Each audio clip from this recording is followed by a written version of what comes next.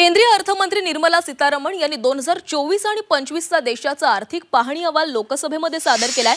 अहवालात देशाचा विकास दर 6.3 ते 6.8% राहण्याचा अंदाज देखील व्यक्त केला गेलाय।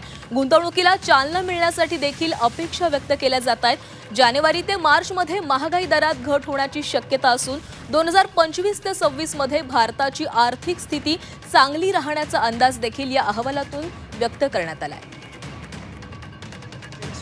भारताचा विकास दर 6 ते 7% राहील असा अंदाज या सर्वेक्षणातून व्यक्त करण्यात आलेला आहे।